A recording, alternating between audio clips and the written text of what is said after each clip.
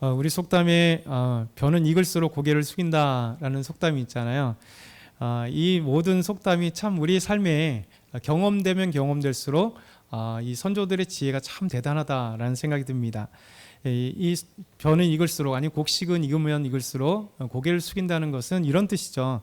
학문과 덕이 높고 생각이 깊은 사람일수록 자신을 낮추고 겸손하게 행동한다, 이런 뜻입니다. 사실 성숙한 사람은요, 자꾸만 겸손해지게 돼 있어요. 왜냐하면 성숙하다는 것은 자기 자신을 잘 안다는 사람이에요. 그리고 이제 인생을 살아가면 여러분들도 젊었을 때부터 보다도 지금 조금 인생을 좀 더 알아가잖아요. 그러니까 이해력이 좀 더 많아지죠. 그러니까 상대방에게 옛날에는 왜 저럴까 막 우리가 보이지 않게 비판하고 미워하고 막 그랬던 것들이, 우리도 그런 경험들을 해보니까 점점 이해력이 좋아져요. 그래서 웬만한 것들은 이제 이해해 주려고 하죠. 아유, 오죽했으면 저랬을까, 또 어떻게 저렇게 힘들었을까, 이런 거예요. 그러니까 성숙한 사람들이라고 하는 것은 정말 이게 좀 더 이해의 폭이 넓어지고, 그래서 자기가 어떤 이렇게 교만하지 않는, 그래서 남들보다 교만하다는 건 뭔가 위에 있다라고 생각을 하는 거잖아요. 그러니까 법을 지켜도 너무 잘 지키는 사람, 나는 윤리적으로도 아주 깨끗한 사람, 그렇죠? 도덕적으로도 깨끗한 사람. 그래서 보이지 않게 자기가 우월의식을 가지면 항상 비판하게 돼 있어요. 왜 저 사람들 저렇게 살까? 근데 어느 순간에 나 자신을 되돌아보게 되면, 아이고, 내가 진짜 사도 바울처럼 괴수 중에 괴수였던 사람이구나, 내가 참 부족한 사람이구나, 이런 생각을 가지게 됩니다. 우리가 학교에서도 교수님들의 이제 강의를 듣다 보면 초보 교수님들이 이제 뭐 교수로 초보 교수님들이 임명됐거나 강의하신 아주 풋풋하신 분들 보면 아주 열정적으로 강의하잖아요. 근데 그분들의 특징이 뭐냐면 박사학위를 바로 받으신 분들, 그리고 이제 초보 교수님들의 특징은 아는 체를 정말 잘합니다. 세상을 다 아는 것처럼 얘기해요. 그래서 엄청난 이론을 다 아는 것처럼 엄청 막 얘기를 해요. 그런데 되짚어보고 생각해 보면 우리가 박사학위를 논문을 써도요, 학위 논문의 그 참고 문헌이 1000권이 넘지 않아요. 1000권이 넘지 않아요. 왜냐하면 자료가 그렇게 방대하지 않을 경우도 많지만, 사실 박사학위를 공부하는데 3년이란 짧은 시간에 공부하고 논문을 쓴다는 게 쉬운 건 아니고, 그 짧은 시간에 아무리 많은 책을 읽어도 방대하게 읽는 게 아니라 그 분야의 전공 분야를 파고 하니까 그 저서들이 그렇게 많이 읽지를 못해요. 그러니까 나중에 참고문을 보게 되면 300권, 400권 정도만 돼도 많이 되는 건, 뭐 1000권 넘어가는 사람 대단한 사람입니다. 그럼 다르게 얘기하면 1000권 정도도 읽지 않고 박사학위를 받았는데 그 지식이 얼마나 대단하겠어요. 그러니까 우리가 대형 서점에 한번 가보면 뭐 영품문고든 뭐 교보문고든 딱 가면 겸손하게 고개 숙여지게 돼 있어요. 왜냐하면 각 분야의 책들이 너무 많잖아요. 이것도 1년 뒤에 가보면 상당량이 또 바뀌고 하잖아요. 그런데 내가 저 책 중에 몇 권이나 읽었을까? 그렇죠? 도서관에 가도 내가 몇 권이나 읽었을까 생각해 보면 손에 꼽을 정도잖아요. 여러분들은 1년에 한 몇 권 정도 읽으세요? 소설책 말고 혹시 전문 분야 관련된 책을 몇 권이나 읽으세요? 사실 잘 보면 그냥 소설책 그래도 10권, 20권 읽어도 많이 읽는 거예요. 근데 진짜 생각해 보면 그렇게 많지 읽지 않습니다. 저도 많이 읽으면 한 50권 정도, 그 신학책들을 많이 읽으면 50권, 더 읽으면 한 100권 정도. 그러니까 어떤 때는 읽으면 한 1000페이지 되는 책이 눈에 쉽게 들어오는 전문 서적들은, 신학책들이 한 4-5시간 아니면 10시간 정도 이제 읽을 수가 있어요. 근데 새로운 어떤 그 내용들과 이런 것은 조금 더 늦게 가죠. 그래서 300-400페이지가 되면 한 7시간, 6시간 정도 걸리면서 천천히 읽고 즐거워가면서 읽게 됩니다. 그래서 아무리 그렇게 해도 매일같이 또 책 보는 건 아니잖아요. 그래서 우리가 조금만 성숙해지면 내가 알고 있는 지식은 아주 작은 거에 불과하구나. 그러면 어떻게 되냐면 겸손해지게 돼 있어요. 자연스럽게 겸손해지고. 그래서 조금 지나면 많이 하는 진짜 교수님들은 남의 어떤 이론에 대해서 함부로 막 비판하면서 깎아내리지 않습니다. 그래서 서양 사람들의 특징들이 뭐냐면 상당히 인정하고 존중해줘요. 그래, 그런 이론도 있을 수 있습니다. 그러나 그 이론의 단점은 이런 것이고 또 장점도 이런 것입니다 라고 해서 비판을 할 때도 상대방에 존중해주면서 비판하고 부족한 것들을, 그러니까 아니다가 아니라 그 이론이 조금 부족함, 설득력이 부족하거나 아니면 과학적으로 증거가 확실하게 나오지 않는 그런 부분들은 서로 이렇게, 그래서 교수님들이 서로 학회에서 쭉 얘기하거나 어떤 관련 그 전공 분야 분들이 함께 얘기하다가 많은 것들을 얻게 되는 거예요. 왜냐하면 내가 부족했던 것들을 서로 인정하게 되는 것. 그래서 우리는 삶을 살다 보면 이렇게 항상 성숙해지는 과정 속에 내가 교만하고 아는 채 했다가 점점 부족한 것을 느끼고 알게 되는 것, 그런 것이에요. 그래서 사도 바울도 젊을 때와 예수 그리스도를 만났을 때 완전히 다른 부분이 여기 있는 거죠. 오늘 말씀의 첫 번째는요, 이 사도 바울은 항상 겸손했다는 거예요. 사도 바울은 항상 겸손했다. 우리 에베소 3장 8절 상반절 한번 같이 읽어보겠습니다. 시작. 모든 성도 중에 지극히 작은 자보다 더 작은 나에게. 사도 바울은 너무 멋진 고백을 하잖아요. 모든 성도 중에 지극히 작은 자, 그것만 해도 겸손한 건데 그보다도 더 작은 자. 그러니 그러니까 이런 표현하자, 세 발의 피다, 아무것도 아닌 것 같은. 근데 사실 사도 바울이 이렇게 작은 자입니까? 그렇지 않잖아요. 사도 바울은 사실 세상적으로도 학문적으로도 믿음적으로도 대단한 사람이 사도 바울이에요. 우린 지난주에 사도 바울의 아름다운 그가 누구인가를 고백 속에 봤지만 또 고린도 후서에도 이런 고백이 돼 있어요. 사도 바울이 고린도 후서 말씀을 쓰면서 고린도 교회의 거짓 선지자들, 이 거짓 사도들이 와서 사도 바울을 사도성에 대해서 막 비판하고 그리고 고린도 교인들을 유혹할 때 사도 바울이 내가 누구인지에 대해서 설명하는 과정 속에 사도 바울이 얼마나 대단한지, 세상적으로도 유대인으로 또 그리고 학문적으로도 그 주님을 위해서도 얼마나 대단한 그 삶을 살았는지 그가 고백하는 거예요. 우리 한번 같이 천천히 읽어보겠습니다. 시작. 그들이 히브리인이냐 나도 그러하며, 그들이 이스라엘이냐 나도 그러하며, 그들이 아브라함의 후손이냐 나도 그러하며, 그들이 그리스도의 일꾼이냐 정신없는 말을 하거니와 나는 더욱 그러하도다. 내가 수고를 넘치도록 하고 옥에 갇히기도 더 많이 하고 매도 수없이 맞고 여러 번 죽을 뻔하였으니 유대인들에게서 40에서 한한 감 5번이나 맞고 3번 태장으로 맞고 1번 돌로 맞고 3번 파선하고 일주야를 깊은 바다에서 지냈으며 여러 번 여행하면서 강의 위험과 강도의 위험과 동족의 위험과 이방인의 위험과 신의 위험과 광야의 위험과 바다의 위험과 거짓 형제 중에 위험을 당하고 또 수고하며 애쓰고 여러 번 자지 못하고 줄이며 목마르고 여러 번 굶고 춥고 헐벗었노라. 아멘. 사도 바울이 자신에 대해서 자신을 좀 깎아내리고 또 자신에 대해 험담하면서 이 고린도 교인들을 유혹하고 있는 자들에게 고린도 교회에 편지하기를 이런 거예요. 내가 얼마나 대단한지를 너희들에게 말해주겠다. 그럼에도 불구하고 나는 주님 안에서 내가 아무것도 아닌 것을 고백한다. 이라는 거예요. 여기 보세요. 히브리인 중에 자신이 히브리인이라고 이 거짓 사도들이 와서 유혹하는 거예요. 내가 너희들이 히브리인이냐? 내가 그 히브리인이다. 나도. 또 그들이 이스라엘이냐? 나도 이스라엘이고, 아브라함의 자녀냐? 나도 아브라함의 자녀다. 그들이 주의 일꾼으로 얘기하냐? 나는 이런 정말 주님을 위해서 헌신하고 태장 맞고 강의 위험과 바다 위험과 수많은 위험 가운데서 있었던 사람이다. 태장도 3번에 하나 엄청나게 맞은 거예요. 이런 것들이 다 주님을 위해서 살아갔으니 사도 바울은 사실 자랑할 만하잖아요.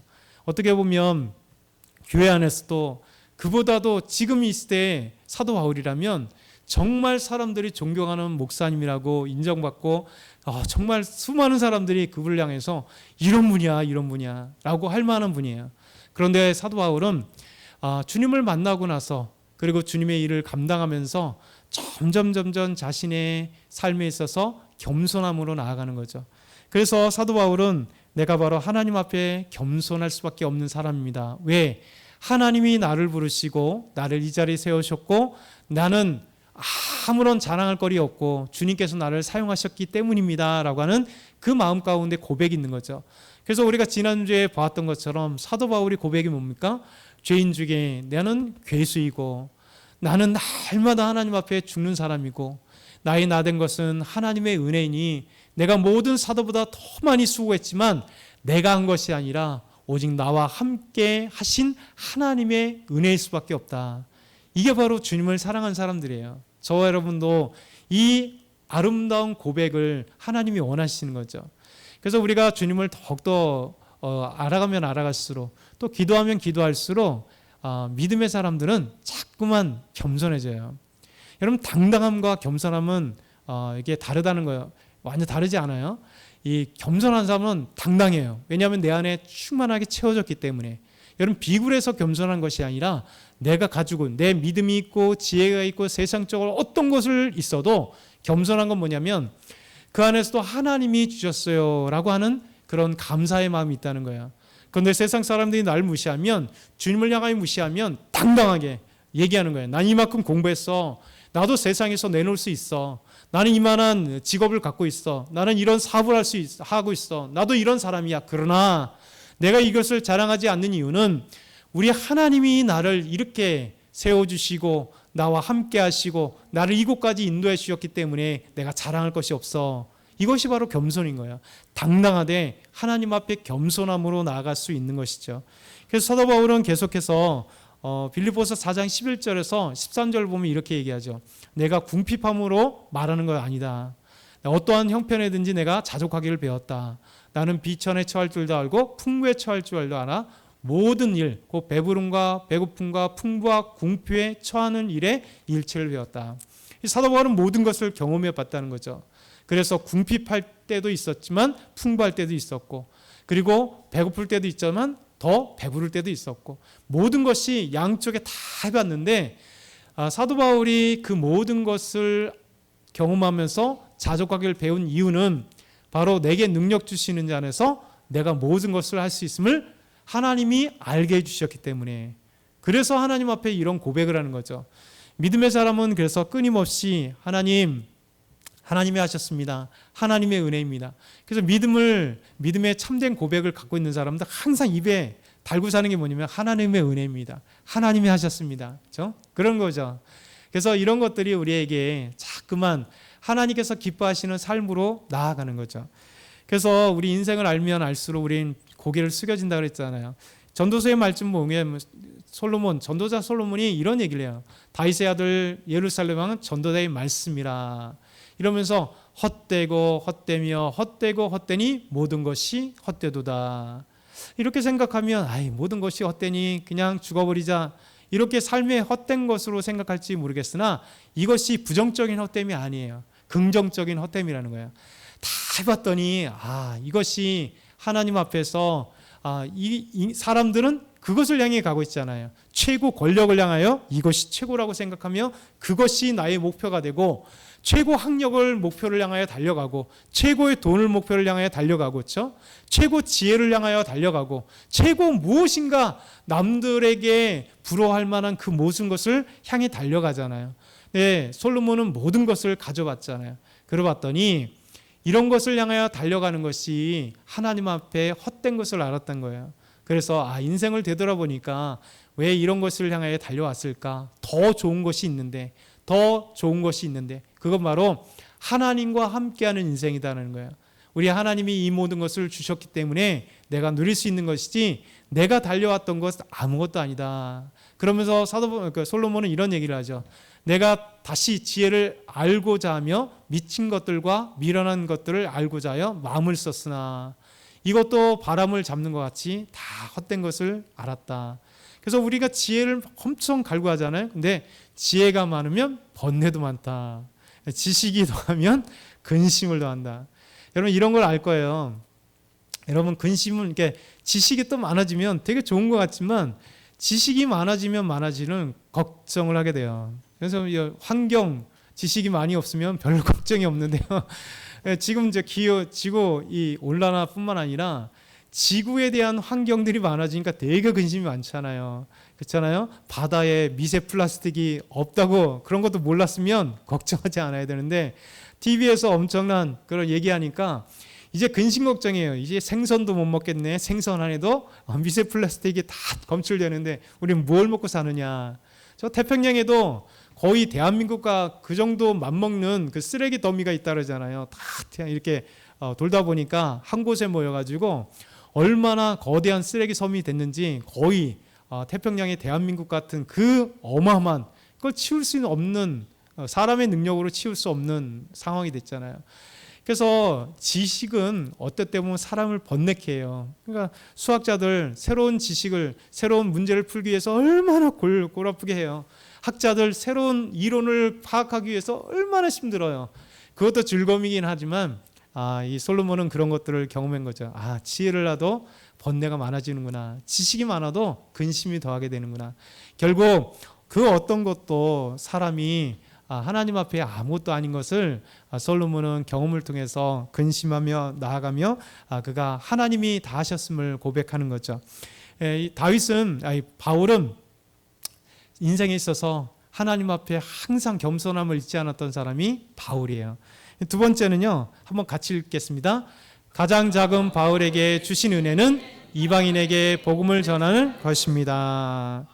사도 바울은 모든 성도 중에 작은 자, 그보다 더 작은 나에게 이 은혜를 주신 것은, 이렇게 표현해요. 이 은혜를 주신 것은, 나는 너무 작은데 이 은혜를 주셨다. 여러분, 이 은혜가 뭘까요? 우리는 앞에서 계속 살펴왔던 바로 예수 그리스도의 십자가의 복음을 이방에게 전하는 이 놀라운 은혜. 하나님이 나를 택하시고 이방인의 사도로 삼으시고 나같이 부족하고 연약한 정말 하나님 앞에 벌받아도 마땅할 사람인데 하나님이 나를 부르시고 이방인의 사도로 삼으셔서 이방인들에게 생명의 복음을 증거하게 하시는 이 놀라운 은혜, 이것을 정말 모든 성도보다 더 작은 그보다 더 작은 나에게 하나님께서 은혜를 주셨다. 그래서 이 은혜를 주신 것은 측량할 수 없는 그리스도의 풍성함을 이방인에게 전하게 하기 위해서. 여러분, 이 은혜, 이 복음이 정말 측량할 수 없는 은혜잖아요. 하나님이 우리와 같은 죄인인데도 불구하고 죽을 수밖에 없는 우리의 죄인임에도 불구하고 하나님의 아들이신 예수 그리스도를 이 땅에 보내시고 십자가에 못 박혀 죽이기까지 우리를 사랑하신 그 하나님의 사랑, 그것으로 끝난 게 아니라 그 은혜로 말미암아 우리를 하나님의 자녀로 삼으시고 하나님이 예정하셨던 그 하늘의 신령한 복을 우리가 누리게 하시고 하나님의 자녀 삼아주시고 거룩하고 흠없게 하시고 하나님을 아바 아버지라 부르시고 하나님을 이 세상에 사는데 하나님께 나아가는 자에게, 하나님 기도하는 자에게 풍성한 하나님의 은혜들을 주시는, 이게 놀라운 측량할 수 없는 주의 사랑과 은혜들을 마음껏 누릴 수 있는 것. 그렇죠? 주의 복음을 받은 사람은 그래요. 그 누리는 거죠. 이것을 나만 경험하는 게 아니라 사도 바울은 이 측량할 수 없는 그리스도의 은혜, 이 은혜를 이방인들에게 전할 수 있도록 하나님께서 나에게 그 사명을 주셨다. 그러니 이것이 바로 하나님의 은혜로 내가 주의 복음을 이방인들에게 복음을 전하는 것이다 라고 사도 바울은 얘기하는 겁니다. 마지막 세 번째는요, 같이 읽겠습니다. 복음은 하나님 속에 감추었던 비밀을 드러내는 것입니다. 우리는 계속해서 복음의 비밀성에 대해서 말씀드렸잖아요. 복음이 감추었던 것때, 그러나 하나님께서 예수 그리스도를 통하여 복음을 우리에게 알리시고 또 예수님을 믿는 자들에게 복음의 놀라운 비밀을 우리에게 알리신 것. 우린 9절에 다시 한번 사도 바울은 이 비밀을 말씀하고 있습니다. 우리 9절 한번 다시 읽겠습니다. 영원부터 만물을 창조하신 하나님 속에 감추었던 비밀의 경륜이 어떠한 것을 드러내게 하려 하심이라. 아멘. 영원부터 만물을 창조하신 하나님, 하나님의 정의죠. 하나님이 영원하신 분이고 영이신 하나님인데 어느 날 하나님께서 물질을 창조하셨잖아요. 그 물질을 창조하신 하나님, 이 우주 만물을 창조하신 하나님, 창조주 하나님 속에 감추었던 비밀, 그 비밀의 경륜이 복음이잖아요. 이 복음의 비밀을 사도 바울에게 드러내게 하시고 또 우리에게 드러나게 하신 하나님의 놀라운 은혜다. 그래서 하나님이 이 복음의 비밀, 영원 전부터 창조 전에 감추었던 이 비밀을 예수 그리스도를 이 땅에 보내시고 십자가에 죽으시고 부활하심으로 또 그 놀라운 비밀이 하나님의 나라를 우리가 알게 하시고 또 예수 그리스도를 통하여 구원받는 우리가 이 놀라운 하나님께서 감추었던 비밀을 계시를 통하여 우리에게 알려주신 이 비밀을 이제 우리가 알게 된 것. 그래서 사도 바울은 이 알게 된 놀라운 것, 드러나게 하신 이 놀라운 복음의 비밀을 이방인들에게 전하는 것. 그래서 에베소 교인 여러분에게 내가 전한다 이렇게 말씀하고 있는 거예요. 오늘 본문은 이 말씀이에요.